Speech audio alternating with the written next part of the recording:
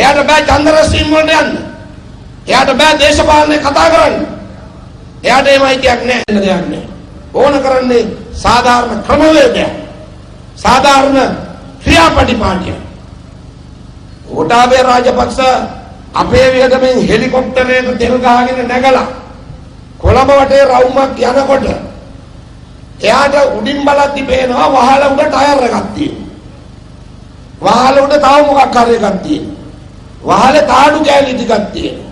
තාඩු කෑලි ටික හුලක යනකොට පොන් පිටක් දාලා තියෙනවා. ටයර් එකක් දාලා තියෙනවා. එක බයිසිකල් රිම් එකක් දාලා තියෙනවා. ගෝඨාභයට මේකට අප්සෙට් යනවා. මිනිහා හෙලිකොප්ටරේ යන ගමන් කල්පනා කරනවා ඇවිල්ලා බහැලා ඉවරලා මුන්ටතක දාලා මේක අයින් කරනවා කියනවා. එහෙම බෑ මාත්‍යෝ මේවා කරන්නේ. එහෙම හරියන්නේ. එයා කල්පනා කරනවා හෙලිකොප්ටරේ යනකොට උඩට පේනකොට වහලේ මුදුනේ මල් ගස්. වහලේ මුදුනේ පොල් ගස්. වහලේ මුදුනේ බෝගන්විලා. වහලේ මුදුනේ නුග ගස්. වහල මුදුනේ එක එක මල් ගස් යාට පේන්න දෙනකොට හෙලිකොප්ටර් යනකොට. ඇයි මේක සංචාරක කලාපයක් කරන්න යනවා කියන්නේ? සංචාරකයෝ ගෙන්නන්න යනවා කියන්නේ ඒතර හෙලිකොප්ටර් යනකොට අර සී ප්ලේන් වල අරේ බහින්න මේ බහින්න ඒට මේට යනකොට මේක වහල පේන උඩින්. වහල කැතයි. අත්ත තමයි ඒ අපේ නැති බැරි කමනේ. අපි නැති බැරි කමට පත් වෙලා තියෙන්නේ වෙන කවුරුත් හින්දා නෙමෙයි. ඒ වෙන කවුරුත් හින්දා නෙමෙයි. ඒත් මේ පාලකයන්ගේ හොදකමට තමයි. ආණ්ඩු කරගෙන යන හොදකමට තමයි. හරි. ගෝඨා ඇවිල්ලා බහැලා හමුදාවේ සැට්ටයකුත් අරගෙන යකඩ සපත්තු ටික දාගත්ත කට්ටියක් අරගෙන ගෝඨා බෙල්ල හිර වෙන්න ටයි එකේ ගැටේ දාලා හරිද එනවා එක එක තැන් වලට. හරි. ඇවිල්ලා තකදා මේ යන්න වෙනවා. අමුසලාට යන්න වෙනවා. වෙන ක්‍රමෙන් ප්‍රභාකරන්ට කෙරොප් එකෙන් මම. හරි. ඕවා තමයි එන්න කියන්නේ.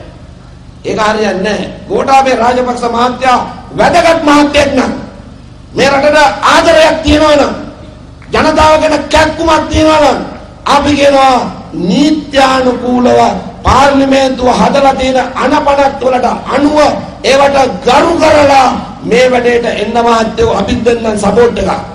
අපිත් දෙන්න සපෝට් නීත්‍යානුකූලව සාධාරණ යුක්තිසහගතව මේ ප්‍රශ්නෙට ප්‍රවේශයක් ආණ්ඩුව ගන්න ඕනේ. එහෙම නැතුව තගෙන් මේ වැඩේ කරන්න ජනතා විමුක්ති පෙරමුණේ අන්තිම සමාජිකයා හරි මේ පොළවේ ඉන්නකම් තගදාලා බය කරලා මේ වැඩේ කරන්න අපිට දෙන්නේ ඒක හරියන්නේ. ඒක යුක්තිය නෙමෙයි.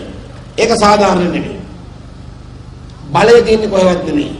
ඔය සංවිධානයේ වෙත්ත ජනතාවතේ තමයි බලය තියෙන්නේ.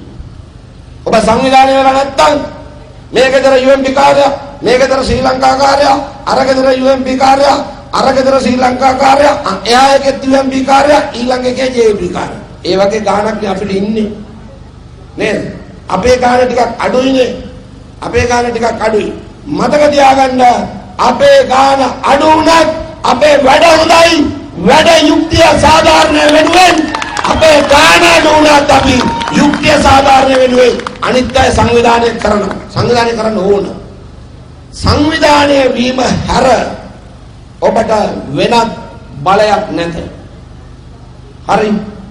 UMP කාර්යය, ශ්‍රී ලංකා කාර්යය, JP කාර්යය කියලා වෙන වෙනම හිටියොත් දැන් මේ ඡන්දය වෙලා තියෙනවා. UMP කාර්යය, ශ්‍රී ලංකා කාර්යය, JP කාර්යය කියලා ඔබ බෙදුනොත් පළවෙනි දේ මේ ප්‍රශ්නේ බෙදෙන්න එපා.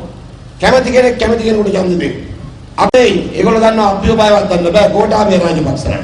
ගෝඨාභය රාජපක්ෂලා බය වෙලා මේ රටෙන් අවුරුදු ගණන් පැනලා ගිහිල්ලා ඇමරිකාවට වෙලා ඉන්න කාලේ අපි මේ රටේ ජනතාව වෙනුවෙන් සටන් කරා.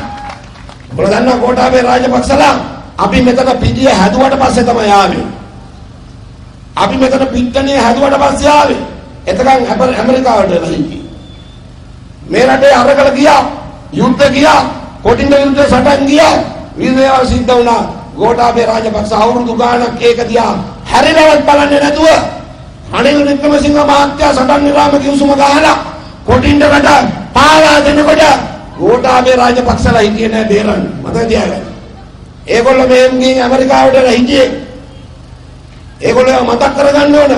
ඒ කාලෙත් චන්ද්‍රිකා කුමාරතුංග පැකේජ් එක ගෙනල්ලා රට බෙදන්න හදපු කාලෙත් මංගල සමරෙල්ල සුදු නෙළුම් ගිහිල්ලා රට බෙදන්න හදපු කාලෙත් පවලන් ගිහිල්ලා රට බෙදන්න හදපු කාලෙත් ඔය ගෝඨාභය රාජපක්ෂලවත් මහින්ද රාජපක්ෂලවත් මේක වෙනුවෙන් හැරිලා බලන්නේ නැති කාලේ පාර්ලිමේන්තුවේ එළියෙත් මහපාරේ මේ රට ආරක්ෂා කරන්න සටන් කරපු මිනිස්සු ඒ සටන අපි හෙටත් කරනවා අනිද්දාත් කරනවා අපි නැතත් මේකේ ඊළඟ પરම්පරාව කරනවා. නමුත් ප්‍රශ්නේ තියෙන්නේ මේකයි. රටක් බේරගත්ත මිනිස්සුන්ට දැන් බින්නවලක් නැති කරන්න මහින්ද රාජපක්ෂගේ ආණ්ඩුවට අයිතියක් නැහැ. දැන් කරන්න යන්නේ රට දිනන්න සම්බන්ධ වෙච්ච ජනතාවගේ බින්නවලක් අයින් කරන ආණ්ඩුවක් බවට මේ ආණ්ඩුව පත් වෙලා තියෙනවා. මේ වත්තේ ජනතාව, වනාකමුල්ලේ ජනතාව, බොරැල්ලේ ජනතාව මේ ආණ්ඩුවට කොච්චර කංගසින් ගියා? යුද්ධයේ දිනන්න කොච්චර සපෝට් කරාද? කොච්චර මැදිහත් වුණාද? තමන්ගේ දරුවෝ